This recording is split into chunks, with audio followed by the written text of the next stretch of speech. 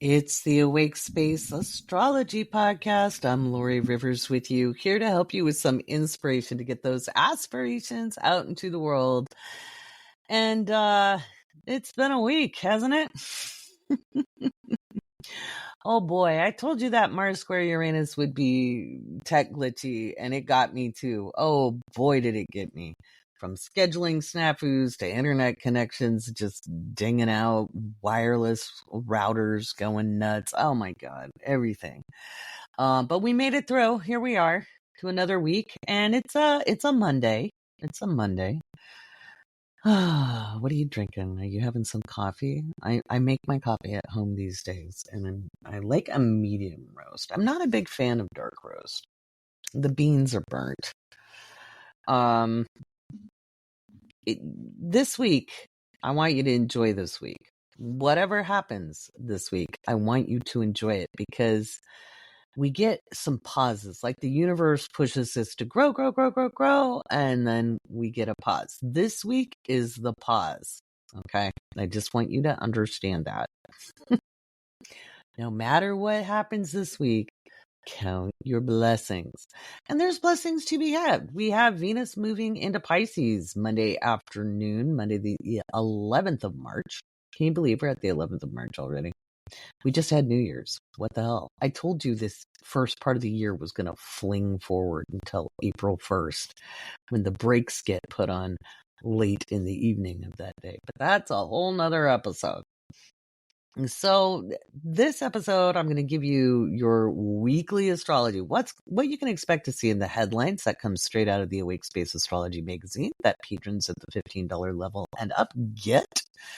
It doesn't get to anybody else, just patrons only at this point. At some point, we'll get it up, for other people to get. But for right now, it's a patron only perk. Oh, it's a crazy life. Matilda and I have been trying to get her podcast ready for the 13th. That's right. The real medium Matilda and I are starting a podcast. We too were hit by tech snafus, and we're just going to roll with it. Our target for the release is Wednesday the 13th, and we're both getting ready to do some traveling. She's got some live readings, I believe, in Melbourne. I could be wrong. It could be another city in Australia, but it's somewhere down under. Okay. You'll have to go listen to Beyond the Broomstick. Okay. That comes out our Tuesday here in the United States, Monday in Australia. To find out more, you can head over to Medium Matilda's TikTok. I am getting ready to travel internationally for the first time in 25 years. Yeah, that's a thing.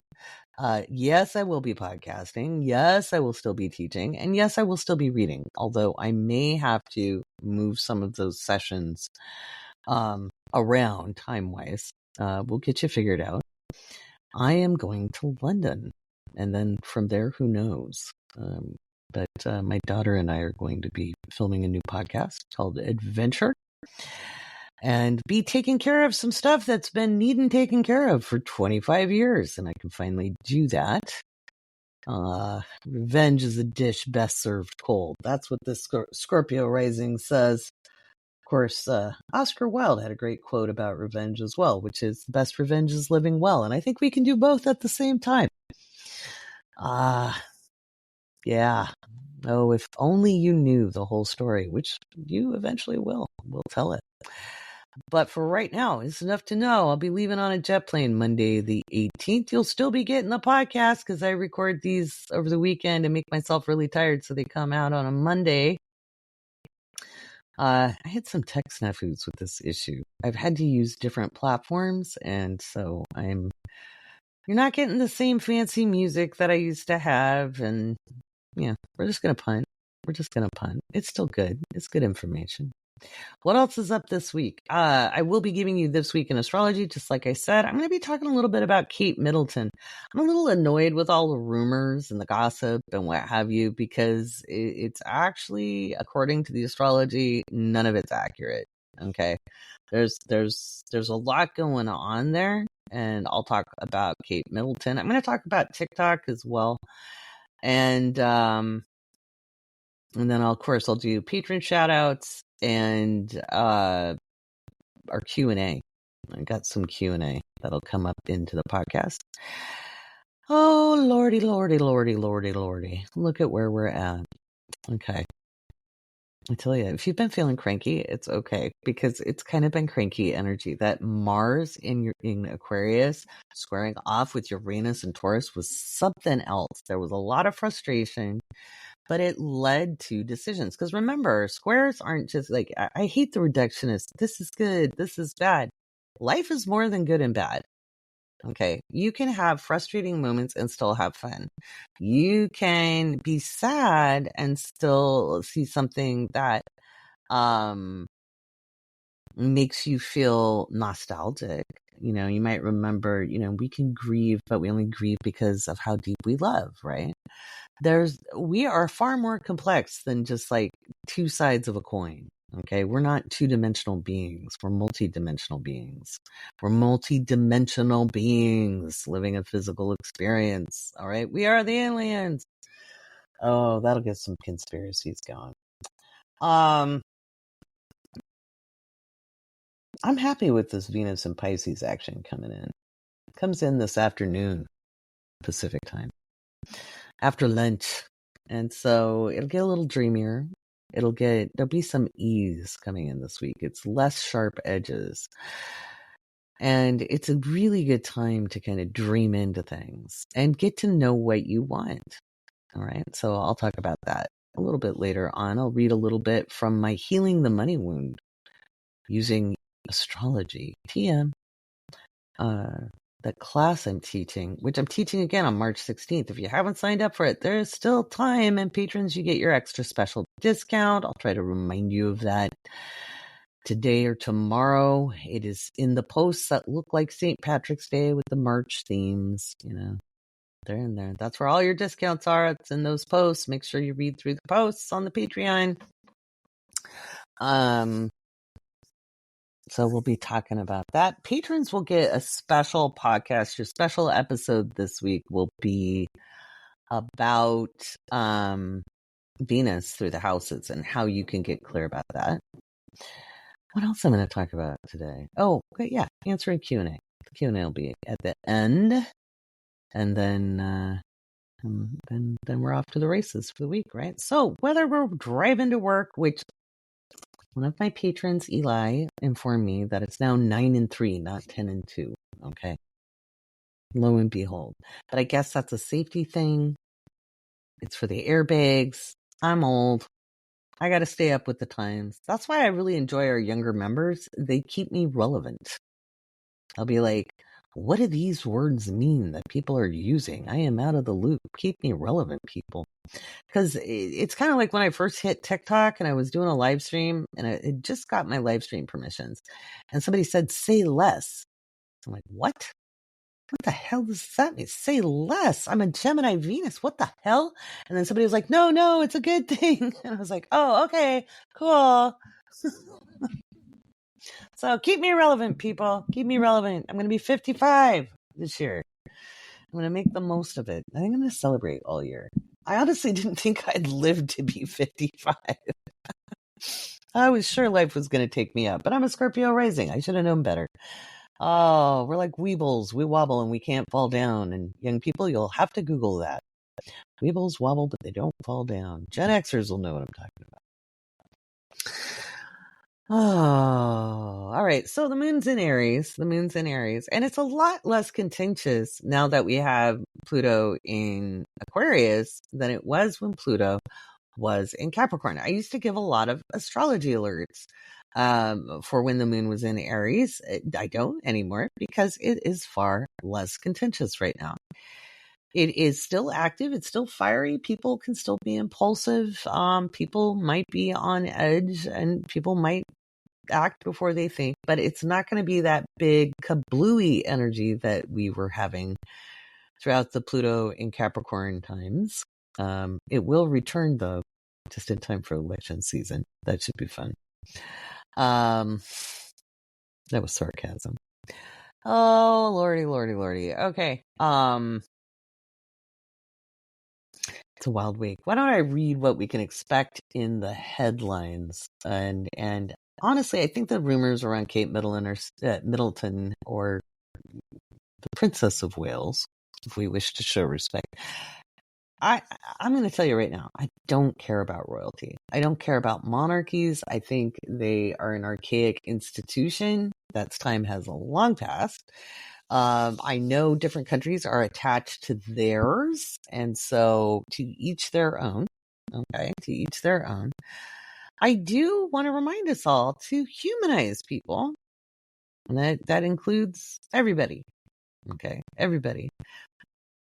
And again, I'll talk about her chart after I give you what's in the headlines. I think there's going to be royal family stuff up in the headlines, but I don't think it's going to be what you think it is. Okay, so, but just because so many people are talking about it, and I really, really hate like celebrity gossip stuff, more people pay attention to like football games, the royal family,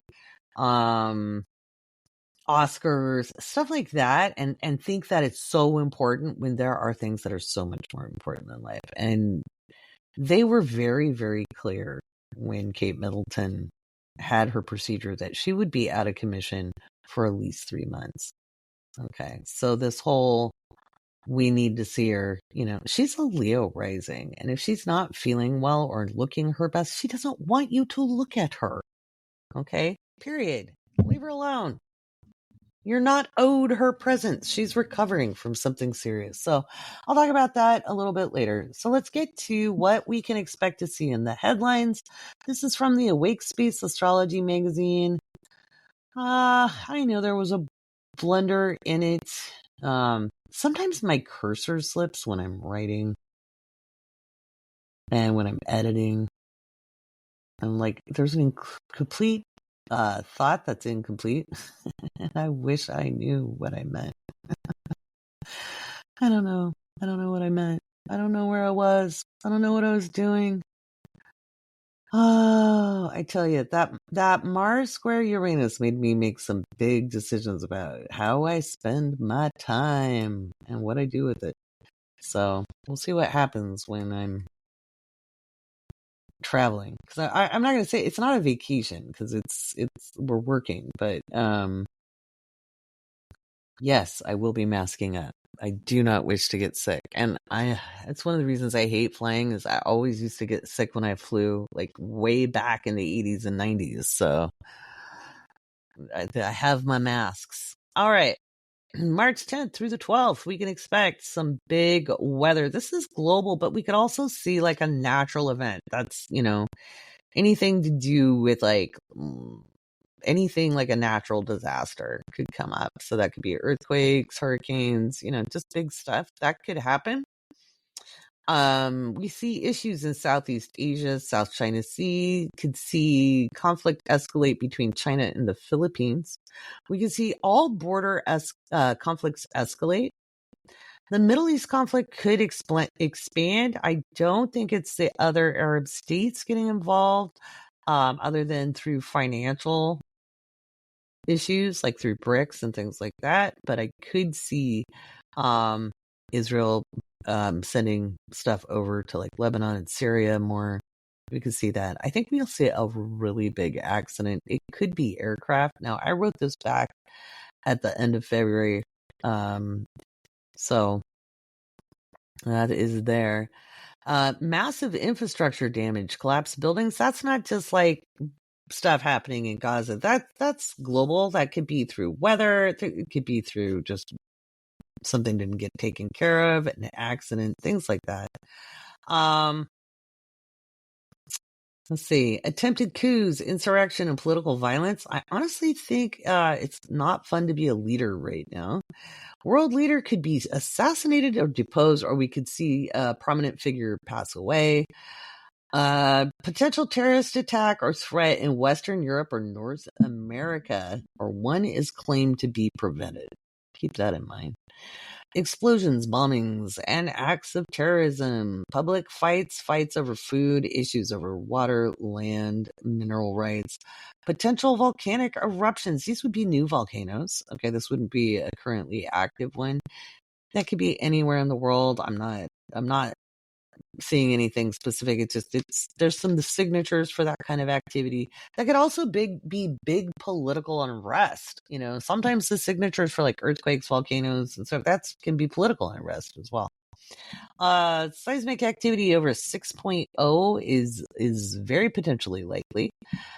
That's any active seismic region, although my eye is on Southeast Asia and the Asia Pacific region, and that also includes down under around New Zealand, parts of the Indian Ocean maybe as well. Food crisis causes conflict between nations or within public market spaces. That could be commodity markets as well.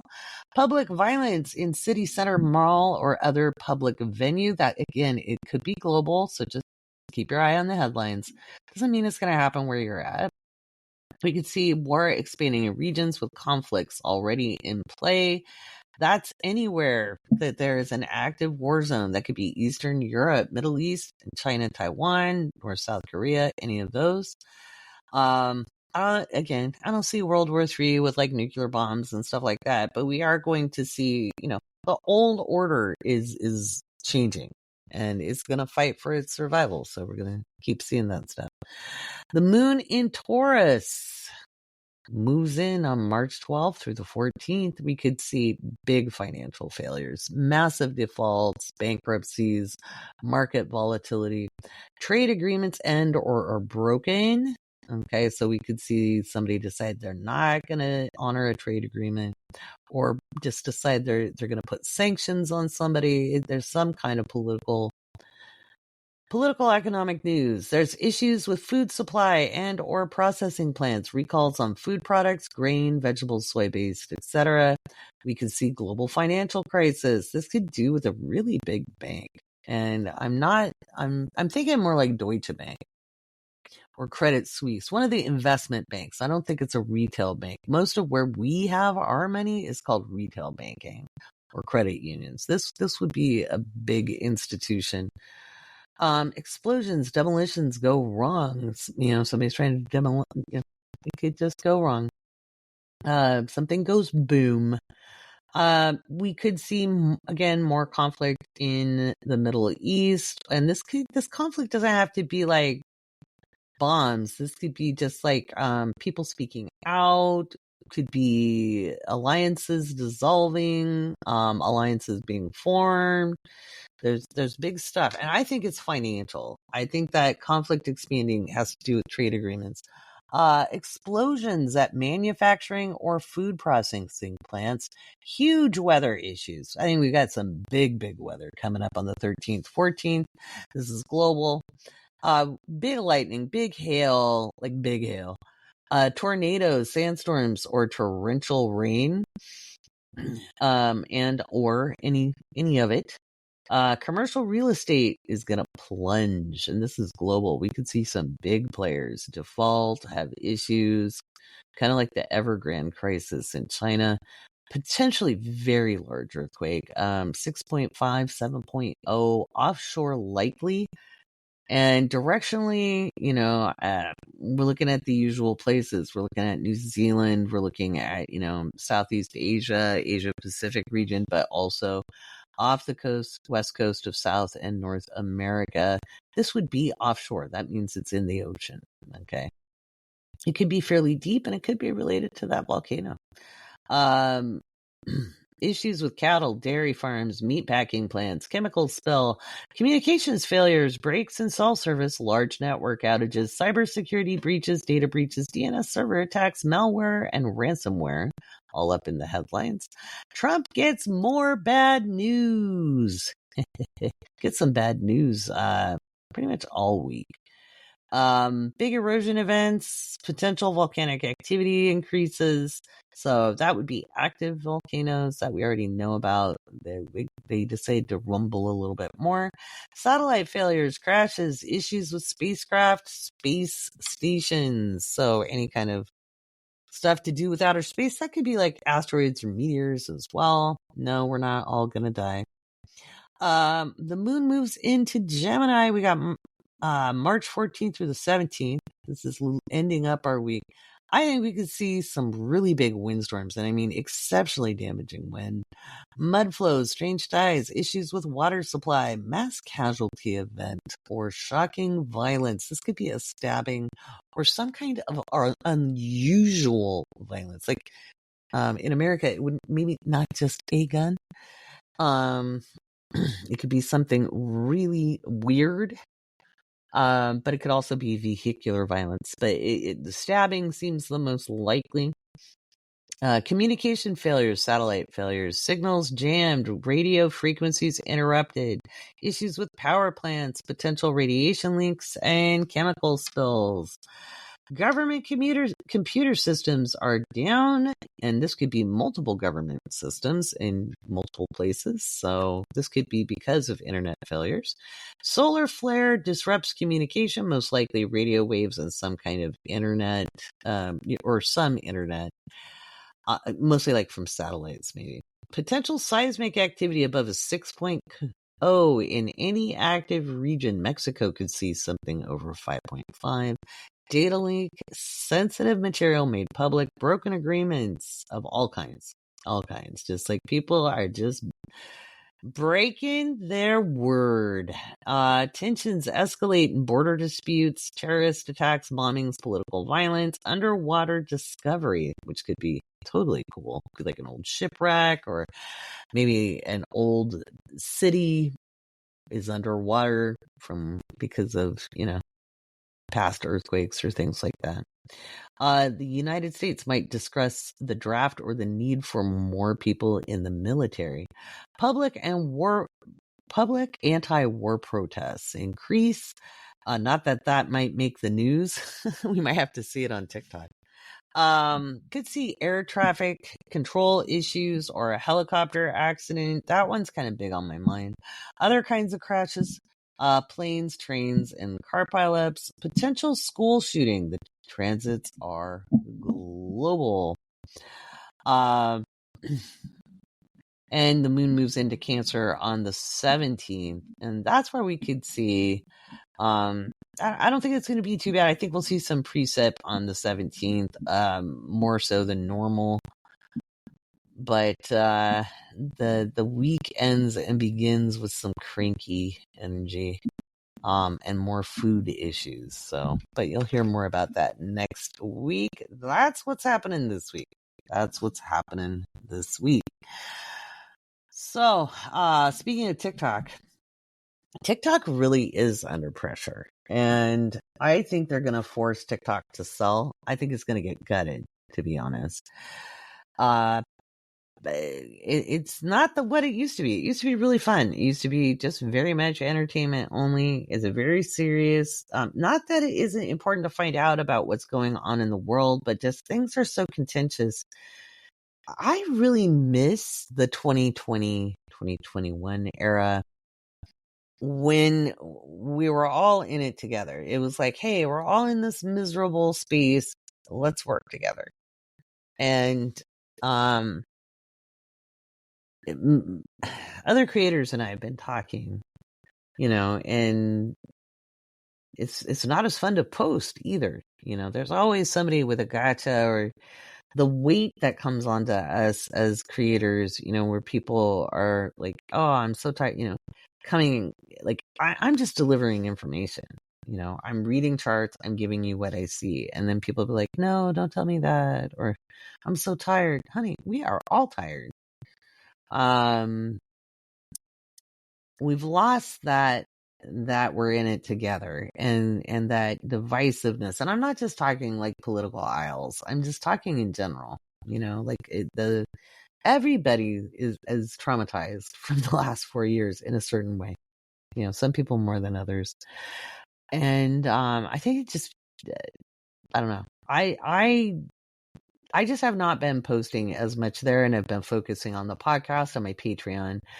I do think TikTok is going to be in trouble. I mean, our government is obviously hell-bent on changing it up, and that is because we are able to communicate freely. It has nothing to do with spyware. I love it when they're like, well, the intelligence agencies say. Yeah, what are they saying? What are they actually saying? Oh, a foreign government is selling our stuff. Because when we say to our representatives that, hey, Facebook has sold our information to companies overseas, all of them do this. Google does it. Everybody's doing it. So why are you going at them? Oh, well, a foreign company owns it. It has American shareholders.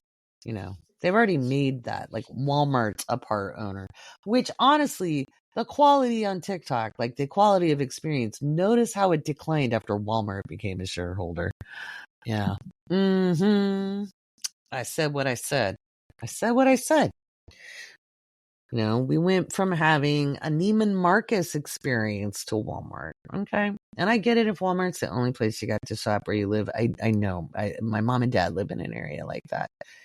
That's different. Okay. That's different. But the internet is an urban center. Okay. I get so frustrated with it. So I've been telling people, join my Patreon for free. I'm going to be doing much more stuff there. In fact, if you want to keep up with my journey and my travels, that's where I'm going to be posting to. It's just easier to kind of consolidate it all. It's hard to be everywhere. It's hard to be everywhere. I don't have a big team. I don't have people post on my social media. It's me, myself, and I. And so, same. I record, I produce, I edit. I've got help with the mods in the Discord and some admin help, but that's what I've got, guys. That's what I've got.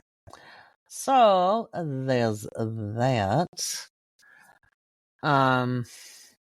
It's wild times on the planet.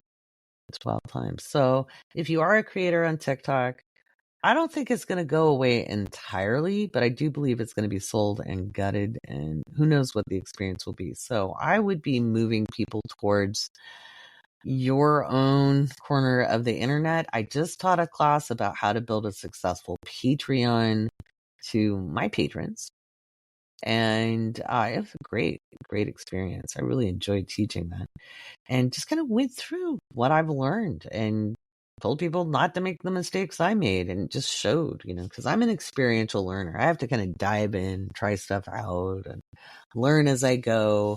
And then I teach people. Then I'm like, okay, hey, you don't want to do this, So it was great. It was great. It was a good experience.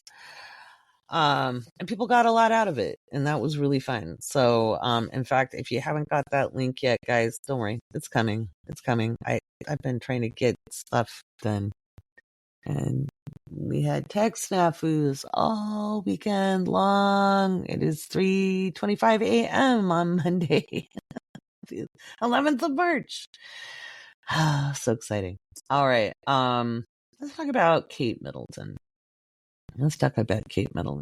So I pulled her charts and I looked at her solar return. So I honestly don't think her marriage is in trouble. I just don't. I think she's really sick, guys. I think she had a major surgery and she is recovering. Okay, period. I think she is let me pull this up here.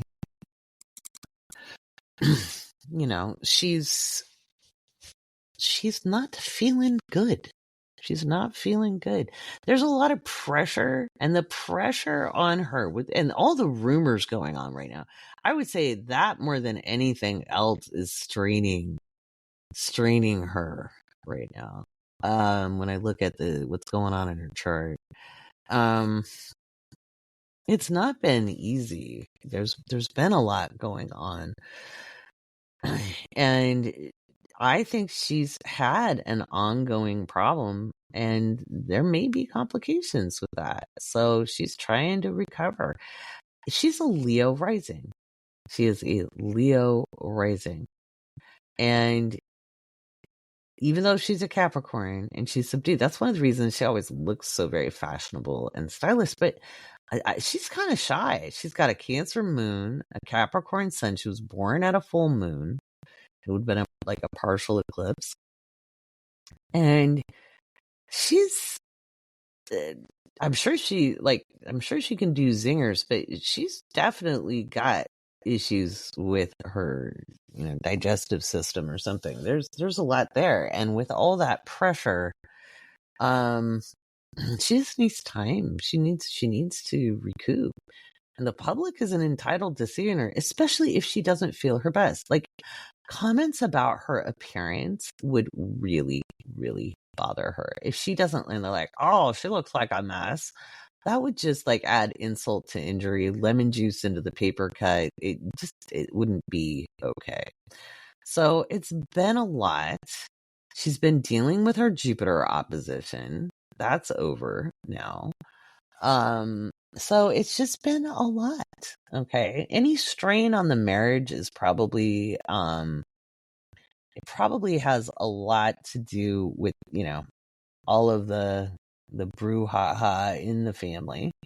And just, with then Charles being diagnosed with cancer, King Charles, that puts more pressure on William. Kate needs the support.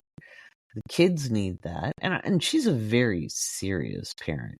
She takes her parenting very seriously. Very seriously. And can you imagine living in a goldfish bowl? Like where your every move is watched. And when I pull up her solar return for 2024, which is a divinatory chart, this does not show a public year. This shows a very quiet year.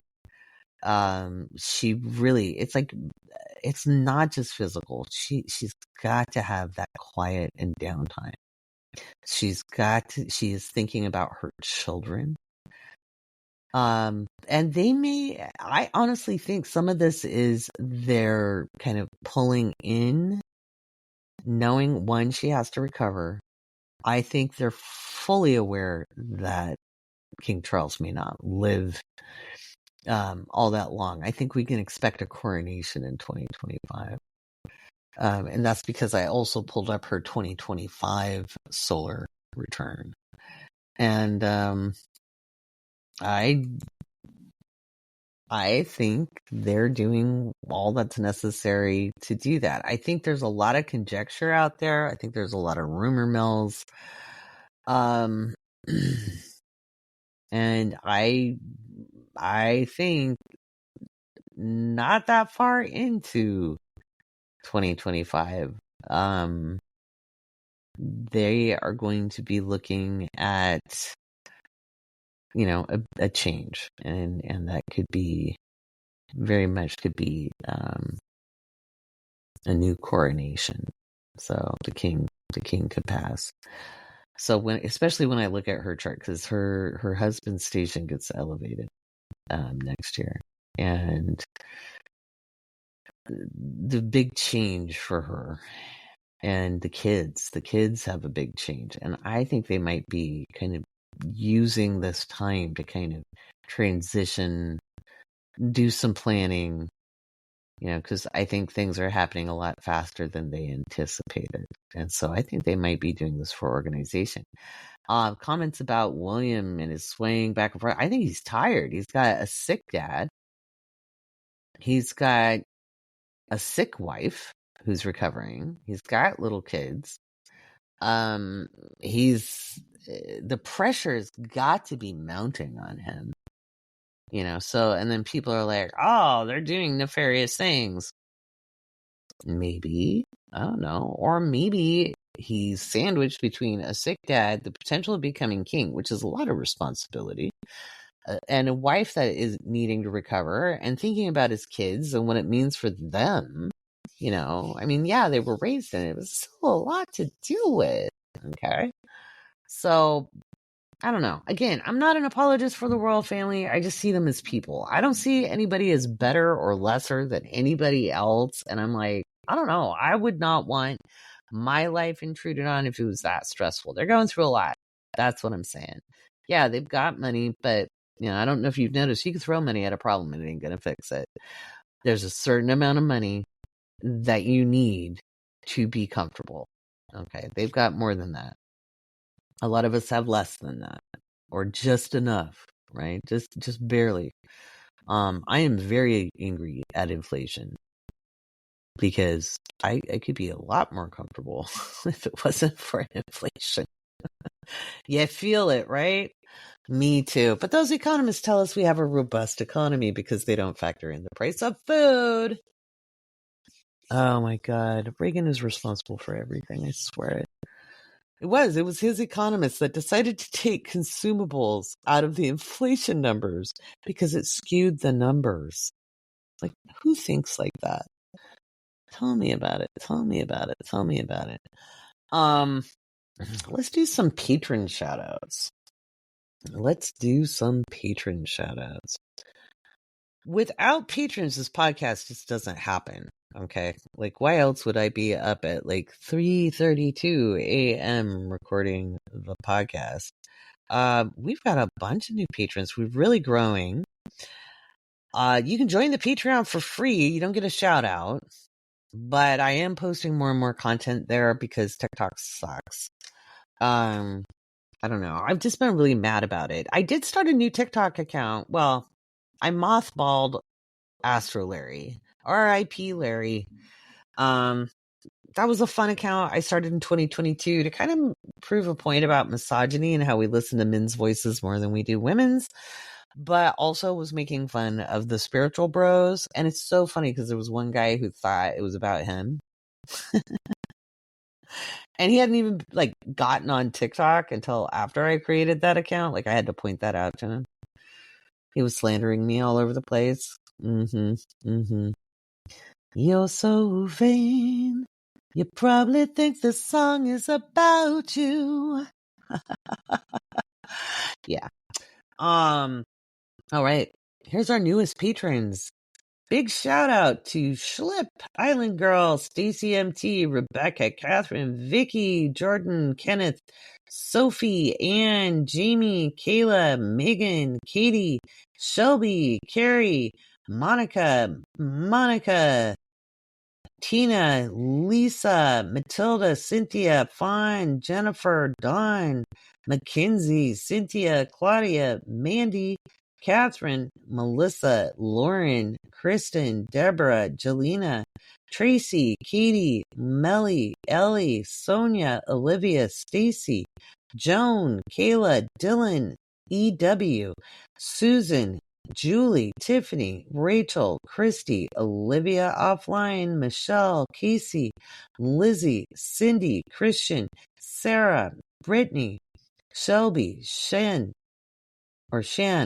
Lauren E., Haley, PK, and Becca St. John. Welcome.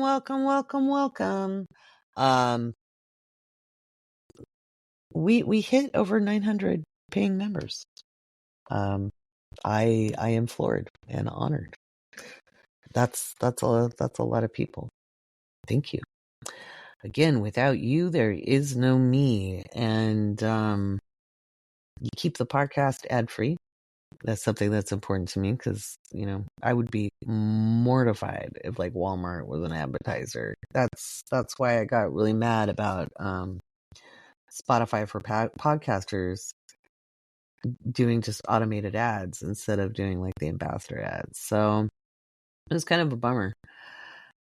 But, you know, I will say I tried recording it on Podcastle and I wasn't thrilled with the interface. I'm using Riverside right now. It seems to be the best one so far, but I can't put music on it unless I download everything and then manually edit.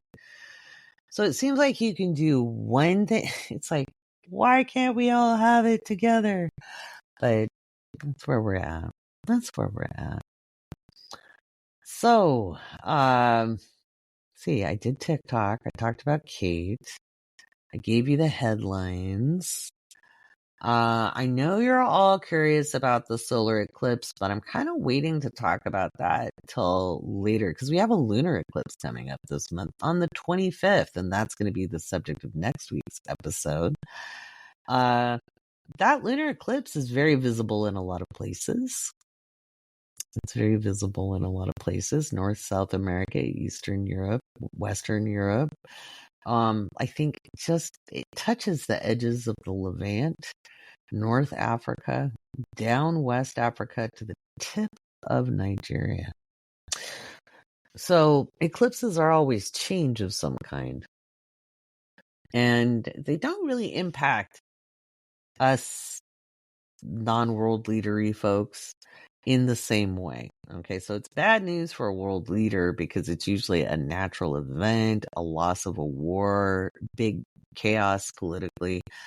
For the average person, what impacts us is the environmental impacts. And so I think we're going to see some big climate change news. I told you guys, end of this year. I've been talking about it, since 2021, I believe, that 2024, 2025's winter is extreme. It's extreme, but it's not necessarily cold. But we could have, the ice is melting really, really fast. And they're finally releasing like that information more and more. They're kind of sensitizing us to the idea. We're not going to be able to turn the ship around at this point. We're going to have to adapt. And that's why it's super, super important for you to learn how to manage your own consciousness. We don't have time to be tired. We don't. A lot of times when people find out about my life and what I've lived through, what I've survived, like, how did you do it? I don't know how you did it. And I was like, I got up every day, put on some shoes. I didn't always shower. Put on my clothes and did what I could do that day. Some days it wasn't a whole lot. If you've ever known spoon theory, some days I did not have many spoons, but I did what I could do. And that's all you can do. There's, the saying, tomorrow is another day. It's just the way it is. Tomorrow is another day. And that is kind of how you have to, if you have a shitty day, go to bed, take a nap, recalibrate. Tomorrow will be another day. That's my best advice. You just have to keep on keeping on. The people are like, oh, I can't take it anymore. It can be stressful knowing about things and watching what's going on in the world. But if you have the blessing to have some kind of accommodation, water to drink, even if you have to get filters or deal with outside sources, if you have food to eat, if you don't have to worry about your house falling in on you or bombs being dropped, all right. Okay, cool. And it can be better than that, right? That's a pretty harsh way to live. My great-grandmother had a really interesting life as well, and a lot of tragedy. I mean, oh my God, she lived through so much. And as hard as my life has been, okay, and I've lived through what a lot of people would think is an unimaginably difficult thing.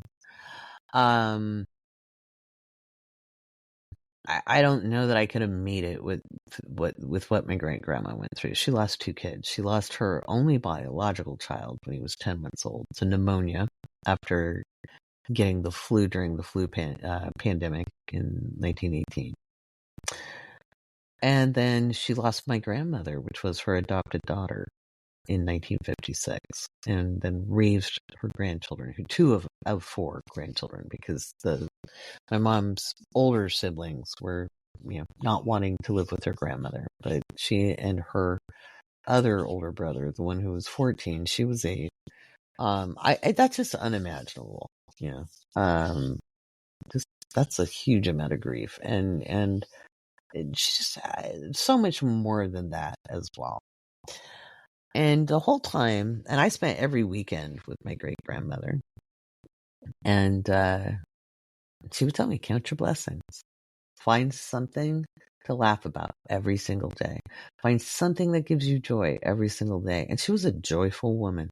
And she had every reason in the world to be mean and cold and bitter and shut her heart down. And I'm sure she struggled with that at some point. I got to her when she was an old lady and she'd learned a lot. She'd gained a lot of wisdom. She was probably a control freak when I was younger. Just knowing what I know about my grandmother's story, because she was a bit of a spitfire. So my great grandmother had learned a lot by the time I got around. But I think about her a lot and what she lived through. And that's one of the ways I got through all the things I had to live through. And when my daughter was visiting her paternal grandmother's family in the Seychelles. She found out a lot of things about what my life had been like with that family and her dad. Things I hadn't said.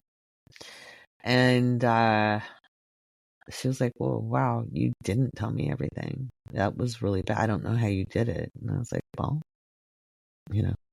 I did. I did. It was crazy making. I tell you, it's like a big soap opera. It's like 1001 Arabian Nights with extra editions. It's a big soap opera. And she was like, wow, that would have been incredibly stressful. I'm like, yeah, that's why I was really cranky when you were young. It was hard to live with that. So, we get through what we get through. We get through with what we get through. Look, do a little Monty Python and always look on the bright side of life. Go look up the lyrics to that because it's kind of funny. All right. I think it is time for some patron Q&A to wind up this episode. It's time for some Q&A. All right. I've got some podcast Q&A here. The first question is from Cheyenne, and I love this question. How accurate is Placidus for those of us born closer to the North Pole? I was born in Alaska and recently looked at my chart from a whole sign perspective, and it felt more accurate. It is not more accurate. You want to use a house system called porphyry if you're going to be closer up to the poles, the more northern or southern latitudes. Use porphyry. Okay. Whole sign is not going to be accurate. It's not from a geocentric perspective. It's not as locationally based as far as accuracy goes. The reason why you get the really skinny and the really wide houses and it looks really weird when you're at a northern latitude is because the circle gets smaller on the map. But those houses represent areas of life, and the width will just kind of show an emphasis. So a lot of times what I see in extreme latitude charts is like a really big first house and seventh house and really skinny fifth house, right? And the first house and seventh house, that's true survival. That's your physical survival. You're in a tough environment, right? Maybe you have less time to be creative. All right. But maybe the width isn't like as important, but it'll just show there's an emphasis in that area of life. But maybe you treasure the time you get to be creative and work on your hobbies, right? Okay. I hope that helped. So whole sign is really not ever as accurate as the more mathematically complex house systems. If you're looking at houses as a view from the environment and your relationship to it. Okay. So try that out. Try porphyry. But obviously the harsher environment, the harsher or more extreme environment that you're in, the more certain areas of life are going to be emphasized. And some will be de-emphasized. Also, if you've moved more than 100 miles away from where you were born, you want to relocate it anyway if you've lived there for more than 6 months. So, not that you ever lose your natal chart, but your transits will be more accurately reflected in the relocated chart. Slavi, how might having the ascendant conjunct Pluto express in a birth chart? So it's actually Pluto conjunct the ascendant. Okay, so when Pluto is conjunct, I know it almost seems backwards, right? Because we always apply the faster moving planet to the slower moving planet, but the ascendant is a point. It's an angle. So Pluto is conjunct your ascendant. It makes you highly resilient. It gives you a quality a little bit like a Scorpio rising. So if you're like a Virgo rising, a Libra rising, a Sag rising, Cap rising, can you believe that Cap risings are like almost old enough to come to me for readings on their own? Is that not scary? Like Capricorn, Pluto and Capricorn kids. It's like the ones born at like 2008. That's frightening. That's like frightening to me. But anyway, so that would make you more like a like a Scorpio rising. It gives you a lot of tenacity. You may have gone through a lot, but you're hard to take out. You rise above. If you're a Scorpio rising with Scorpio Pluto, which is likely in this audience, then you are like double the resilience. You're very intense. You might be a little shy. You may not be trusting of other people because you've been through a lot, but you have a huge amount of resiliency and the ability to bounce back and reinvent yourself. And who you are, especially if you're a Scorpio rising, who you are will just change over time. You're constantly transforming. Like every 5 to 7 years, you're almost a new person. It's kind of like a snake that has to shed its skin, or a scorpion sheds its exoskeleton. So that's a little bit what that is. Hope that helped. If you have more questions, if you want to follow up, or you're just not sure about my answer here on the podcast, if patrons, you can ask me. Just tag me. Use the @ symbol. Tag me in like general astrology or one of the other chat areas in the Discord. Let's see. This is from Alicia. Sorry, Alicia. Thank you for putting your pronunciation. I'm glad I actually read that after saying your name wrong, but okay. Can you talk about midlife transits like Pluto square Pluto, Neptune square Neptune, and Uranus opposition? Oddly enough, Pluto square Pluto will not be a transit everybody experiences in their lifetime. Okay, so it's not like Neptune square Neptune and Uranus opposition. So Pluto square Pluto is, big changes, big structural changes in society, etc. And we've lived through the fastest part of the Pluto transit since we discovered it in 1930 until now. Now it's starting to slow down, right? And so, like, kids born today, like this year, maybe see a Pluto square Pluto, but it'll be at the end of their lives. It's not a midlife, right? I know, it's a little weird. And when was my Pluto square Pluto? That would have been like in my 30s. So, like, a lot of people are getting it in their 40s right now. So it's kind of weird. So it's not always midlife. So it's really more about external circumstances changing, like the society, culture, big stuff changing, the way systems work, and you have to adapt to it, and it's uncomfortable because you're already like dealing with that. It could be power struggles within, the people ahead of you in the game, etc. But it's all about having to meet the moment. Neptune square Neptune also, that's also social stuff, like your beliefs. It could be like we're all raised with a certain amount of beliefs, and I think Neptune square Neptune, depending on what else is going on, might be you just kind of questioning your upbringing, questioning what you believe. It might be a crisis of faith. There might be something, this might be a time where people either stop believing in God or decide they do believe in a God or the universe or source or, whatever it is. It could be highly metaphysical. It doesn't necessarily mean it is. Okay. And then the Uranus opposition, I've talked a lot about this. So the Uranus opposition is more, it's about liberating yourself from social confines. This is where people either grab life by the balls and live authentically, or they continue conforming and kind of calcify. And you watch the people who age hard after their mid 40s, and you watch the people who seem to almost get more youthful, and it's attitude. So there's no guarantee of what happens during those transits. There are opportunities to live fully,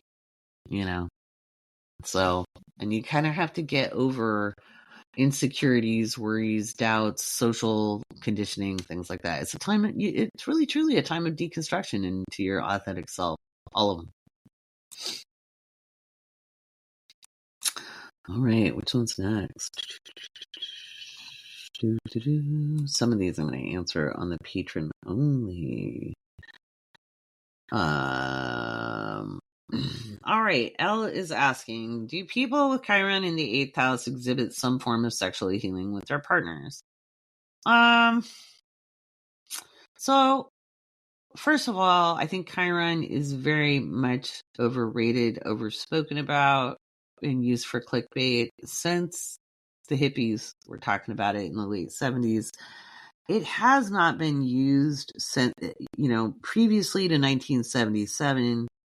We have to observe and take note. So transformational sexuality does exist in the 8th house, but I think Western appropriation of ideas like Tantra, etc., often leave out some of the most important bits in favor of sensationalism. Sex can be a very transforming and liberating experience, as much as it can be a traumatizing experience, especially if that is the wound. I think about finding support and the ability to trust would be more important. Finding support and the ability to trust, because that's going to impact your sexual relationships anyway. Like, if you're on guard and you don't really trust people and you're in that kind of push me, pull you with a partner, you can't really let go fully in the moment with them physically, right? Hopefully this episode does not get me in trouble. I think I'm speaking carefully enough about it. I don't understand why we have such hang-ups about it in this country, but we do. It's okay for us to show violence, but it's not okay to talk about, the most natural thing in the world. Anybody else remember the song? Do It Like They Do It on the Discovery Channel? But yeah, so you could, if you want to focus that way, this is where I get more into like the mental plane aspect of things. And like, hey, if that's a thought form that's really strong for you, then yeah, you can. I just don't think that's what, like, there's so much more to your chart, and Chiron is, again, it's not a major placement. But if you take a look as a patron, you get access to my guide to Chiron. It's in the Patreon shop. That's yours for free. Download that and read through it. I talk about the 8th house placement in there. So, but thank you for asking that question. I always love the ability to teach, and I think it's important to have conversations around things like sexual healing, etc., being healed in our identity without being sensational about it, but just, it's part of life. And a lot of us have wounds in that area, whether our trust has been broken, or we've dealt with betrayal, or we've dealt with abuse or SA or whatever. And finding someone you can trust and open up to, that's hard, So I'm going to say whether Chiron's there or not, the 8th house certainly does deal with that matter as an issue of support and trust. All right, I'm going to do one more because I'm super tired and I need to go to bed. And I have to write the description and everything else. No complaints, I can tell you that. Let's see. Christy asks, the eclipse, which is a solar eclipse, will be visible where I live. Could I charge my crystals during the eclipse? Curious on your opinion, as there's so much conflicting information on the subject. So when it comes to like eclipses, full moons, new moons, any of that, and you want to charge your crystals, the answer is always, yeah, you can. But why? What do you want to use it for? Okay. What do you want to use that energy for? So I'll be getting out 1st of April. I will be getting out the solar eclipse episode. Okay. But sure you can. Sure you can. Absolutely. No reason why you can't, but you want to know, first of all, clearing and charging crystals, I don't think you need to charge crystals. I think you need to clear crystals. I think crystals are kind of always charged. I don't think they lose their charge. But I do think they often need clearing because they pick up a lot of stuff. And my favorite way to do that is actually put them in earth. If it's a water soluble crystal, obviously I don't run it in water, but running water is good. And yeah, always putting them out, and you can put them out in the sunshine unless you don't want the color to fade. But you could go ahead. Why not? I don't see why not.